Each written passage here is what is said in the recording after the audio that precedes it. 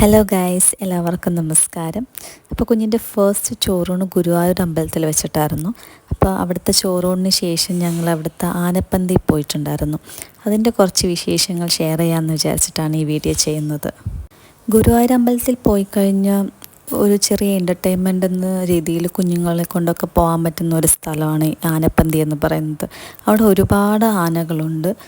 പല തരത്തിൽ കുഞ്ഞിതും വയസ്സായതും ഒക്കെ ആയിട്ടുള്ള പല ടൈപ്പ് ആനകളുണ്ട്.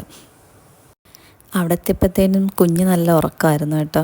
അപ്പോൾ അവളുടെ ഫസ്റ്റ് ആനയെ കാണുമ്പോൾ ഉള്ള റിയാക്ഷൻ എന്തായിരിക്കും ഇന്നും കൂടി അറിയാനുള്ള ഒരു എക്സൈറ്റ്മെൻറ്റ് ഞങ്ങൾക്ക് എല്ലാവർക്കും ഉണ്ടായിരുന്നു.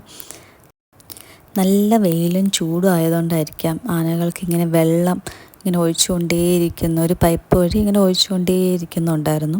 അത് ശരിക്കും പറഞ്ഞാൽ അവർക്ക് നല്ല ആശ്വാസമായിരുന്നു കേട്ടോ. ഈ ആനയെ കണ്ടാലേ അറിയാം അതിൻ്റെ സന്തോഷം.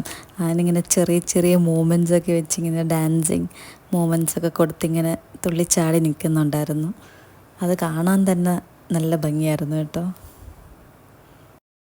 പിന്നെ കുറച്ച് കഴിഞ്ഞപ്പോൾ കുഞ്ഞ് ഉണർന്നു. അവളാണെങ്കിൽ എന്തോ അത്ഭുത ജീവിയെ കാണുന്നത് പോലെ കുറേ നേരം ആനയെ നോക്കി നിന്നു.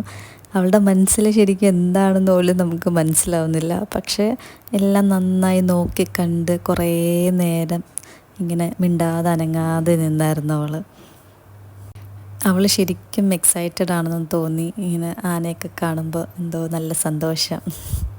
അങ്ങനെ നടന്ന തളർന്ന ഞങ്ങളൊരു മരത്തിൻ്റെ ചോട്ടിൽ വിശ്രമിച്ച് ഓരോ ഐസ്ക്രീമൊക്കെ കഴിച്ച് പിന്നെ ഞങ്ങളെ യാത്ര തുടർന്നു. അപ്പം നിങ്ങളുടെ എക്സ്പീരിയൻസ് എന്തെങ്കിലും ഉണ്ടെങ്കിൽ കമൻറ്റ് ചെയ്യാൻ മറക്കല്ലേ. Bye bye. Thank you.